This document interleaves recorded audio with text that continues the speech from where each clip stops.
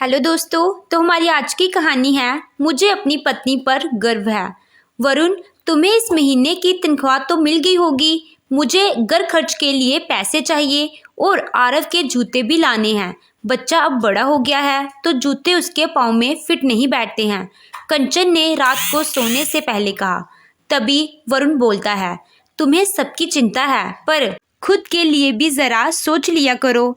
तुम्हें भी तो अपने मायके बाई के गृह प्रवेश में जाना है, तो क्या तुम्हें नई साड़ी नहीं लेनी होगी?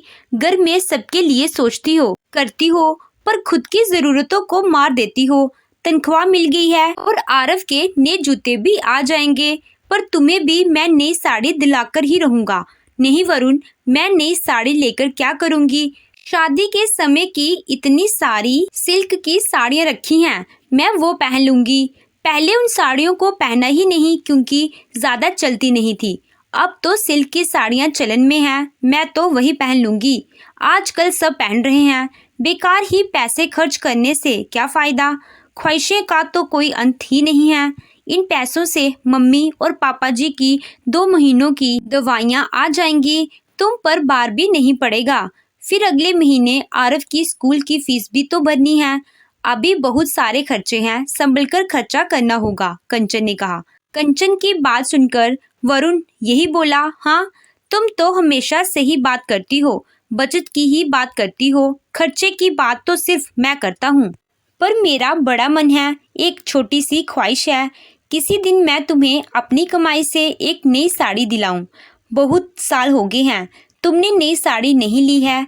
कोई बात नहीं वरुण, तुम इतने निराश क्यों होते हो? नई साड़ी से ज़रूरी घर में और भी चीज़ें हैं, और जब पैसे होंगे तब वो भी ले लेंगे। ये ख्वाहिश भी तुम्हारी पूरी हो जाएगी। कंचन ने समझाया तो वरुण तो ये सुनकर सो गया, पर उसकी आंखों में नींद ही नहीं थी। बढ़ती महंगाई और सीमित आय ने उसे भी झकझोर दिया था। वरुण की एक प्राइवेट कंपनी में साधारण सी नौकरी थी। घर में माता पिता, उनकी बीमारियां और बेटे के स्कूल का खर्चा भी बहुत था। बाकी खर्चों में तो जैसे चाहे कटौती कर सकते हैं, पर मेडिकल और स्कूल के खर्चों में 1 रुपए की भी कटौती नहीं हो सकती थी। इसलिए भी कंचन चिंतित थी। सास ससुर की अब उम्र बढ़ रही थी, वही आरव भी बड़ा हो रहा था। वो भी सोचने लगी कि उसे भी कुछ तो करना चाहिए ताकि घर खर्च आराम से चल सके। पति पत्नी दोनों को मिलकर घर की गाड़ी चलानी होती है और ये दोनों की जिम्मेदारी होती है। पति की सैलरी कम हो तो पत्नी भी तो हाथ बटा सकती है, पर सासू माँ को कौन समझाएगा?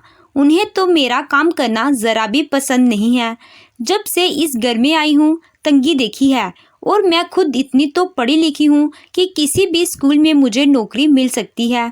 पर नौकरी तो दूर, सासू माँ तो ट्यूशन के लिए भी तैयार नहीं होती हैं। उनके हिसाब से तो पत्नी को पति की कमाई में ही जैसे तैसे गुजारा करना चाहिए। पत्नी खुद काम करने लग जाएगी तो घर कौन संभालेगा? बच्चों को कौन संभालेगा?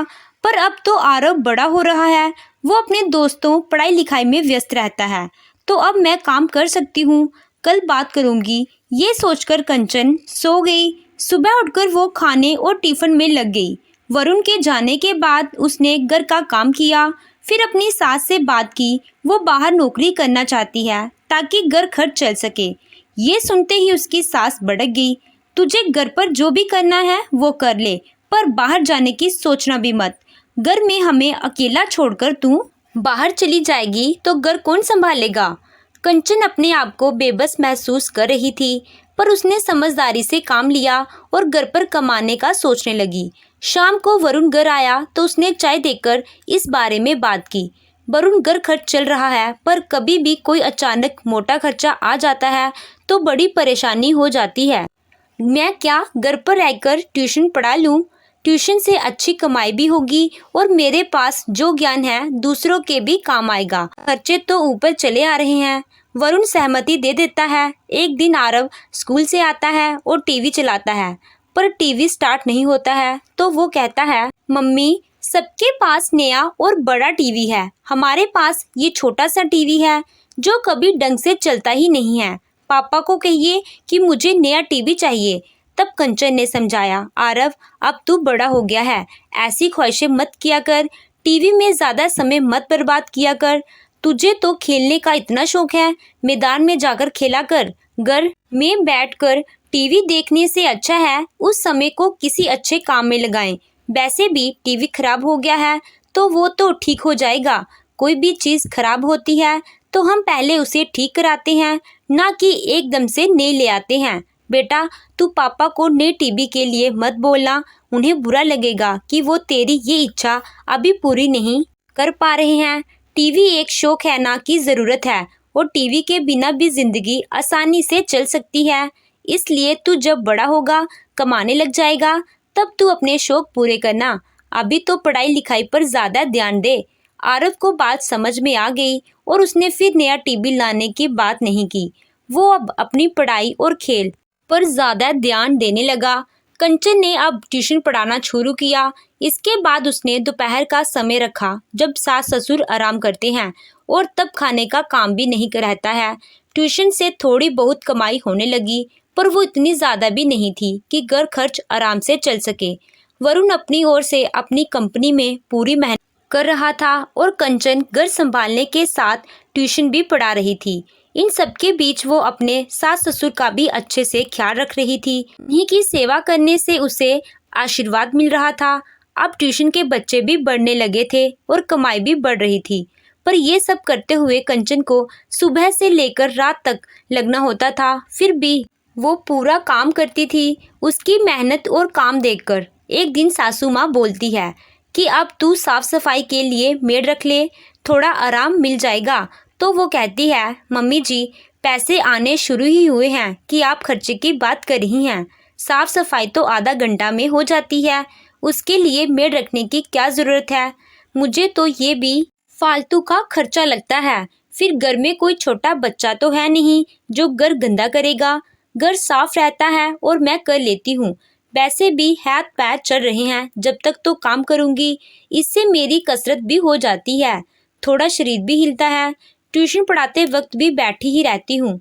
मेरा वजन ना बढ़े, इसके लिए ज़रूरी है कि मैं झाड़ू पोछा खुद से ही करूँ। मम्मी जी, इन्हीं खर्चों में कटौती करके फालतू खर्च से बचा जा सकता है। अब आरव बड़ी कक्षा में आ गया है, उसकी पढ़ाई का खर्च बढ़ेगा तो मुझे उसके लिए रुपए जोड़ने होंगे। अपनी बहू के मुंह से समझदारी की बातें सुनकर कंचन की सास खुश हो गई। बहू, जब तू इतनी मेहनत कर रही है तो थोड़ी मेहनत मुझे भी करने देना। आज से मैं साग सब्जियां साफ कर दिया करूंगी, क्योंकि मैं दिन भर घर में फालतू ही बैठी रहती हूँ और सारा काम तू अकेले करती है। फिर हमारा भी बुढ़ापा है तो हमारे भी हाथ पांव चलते रहने चाहिए। कुछ महीनों बाद आरव 10वीं में अच्छे नंबरों से पास हो जाता है। वो साइंस लेता है तो उसके लिए ट्यूशन लगानी होती है। कंचन ने पैसे जोड़े हुए होते हैं तो वो एक फीस जमा करवा देती है, तो वरुण पर कोई बार नहीं आता है। आरव ट्यूशन जाने लगता है और अच्छे से पढ़ाई करता है। एक दिन वो ट्यूशन से आकर बोलता है, मम्मी, मुझे स्कूटी दिला दो, इससे मेरा ट्यूशन का आने जाने का समय बचेगा तो पढ़ाई में अच्छे से ध्यान दे पाऊंगा। तब कंचन उसे फिर से समझाती है, बेटा, तेरा कितना समय बचेगा। वैसे भी ट्यूशन सेंटर ज़्यादा दूर नहीं है और तू वहाँ साइकिल चलाकर भी तो जा सकता है। इससे तेरी सेहत भी सही रहेगी। सुबह से रात तक तू पढ़ता है, कोई व्यायाम वैसे भी नहीं हो पाता है। और मैं तेरे पापा को स्कूटी दिलाने को नहीं कह सकती हूँ, अभी इतने पैसे नहीं हैं। फिर उसके बाद उसमें पेट्रोल का भी तो खर्चा आएगा, इसलिए समझदारी इसी में है, तू साइकिल से ही जा। आरव को बात समझ में आ जाती है। वो फिर जिद नहीं करता है। कंचन की ट्यूशन क्लासेस चलती रहती हैं। कुछ महीने निकल जाते हैं। एक दिन कंचन की ननद घर आती है और वो मायरे के लिए बोलती है और लंबी चौड़ी सामान की लिस्ट थमा देती है, जिसे देखकर कंचन हैरान रह जाती है। 51 साड़ियाँ, सोने के झुमके, सोने की 2 अंगूठियाँ, चांदी की 2 जोड़ी पायल, 21 शगुन के लिफाफे, ये सब वरुण कैसे करेंगे। वरुण तो ऑफिस से आया नहीं था। कंचन ने अपनी सास को कहा कि दीदी की इतनी मांग को वो पूरी नहीं कर पाएंगे, आप उन्हें समझा दे। मैं कहूँगी तो उन्हें बुरा लग जाएगा। सास को घर की स्थिति पता थी तो उन्होंने भी अपनी बेटी को समझाया कि वरुण और कंचन इतना नहीं कर पाएंगे। वो 5 साड़ियाँ, 1 जोड़ी चांदी की पायल और 2 शगुन के लिफाफे ही लाएंगे। अपनी माँ के मुंह से ये बात सुनकर बेटी मान गई, पर यही बात कंचन कहती तो शायद घर में हल्ला मच जाता। सब लोग शादी में जाने के लिए तैयार हो गए। कंचन ने साड़ियाँ अपने पास से निकाल दी जो कभी पहनी नहीं थी, और चांदी की पायल उसकी सास ने निकाल कर दे दी। वरुण ने शगुन के लिफाफे दे दिए। इस तरह वरुण पर कोई बात भी नहीं आया, वरना बहन की बेटी का मायरा बनने के लिए उसे उधार लेना पड़ता, फिर उसे चुकाने में दिक्कत होती। कंचन ने समझदार पत्नी बनकर अपने पति के चेहरे पर शिकन तक नहीं आने दी। शादी से सब लोग घर आए थे कि एक दिन वरुण ऑफिस से मुंह लटकाकर घर आया। पता लगा कुछ कर्मचारियों की कंपनी में छटनी हुई है, तो उसे भी काम से बाहर निकाल दिया है। परिवार में जो कमाई आती थी अब वो भी खत्म हो गई है। वरुण एकदम निराश हो गया था, पर कंचन ने हिम्मत नहीं हारी। उसने अपने पति को समझाया और कहा कि मुसीबत में इस तरह निराश नहीं होते हैं। ईश्वर ने एक रास्ता बंद किया है तो दूसरा खुला भी रखा होगा। रात को कंचन सो नहीं पाई, सुबह तक सोचती रही। दोपहर को जब ट्यूशन के बच्चे आए तो उसका दिमाग दौड़ा। उसने वरुण को कहा कि तुम भी ट्यूशन क्यों नहीं पढ़ा लेते? तुम्हारी गणित विषय में इतनी अच्छी पकड़ है तो तुम्हें तो ट्यूशन लेनी चाहिए। अब देखो ना, मेरे पास जो बच्चे आते हैं उनमें से गणित विषय के लिए भी आते हैं, इसीलिए तुम अलग से गणित की क्लासेस ले लो। कुछ को केवल गणित ही पढ़ना है। वरुण को भी अपनी पत्नी की बात जच गई, तो उसने भी लोगों से संपर्क किया, तो धीरे धीरे बच्चे आने लगे। वो बहुत ही अच्छे से पढ़ाता था, तो बच्चों की तादाद भी बढ़ गई।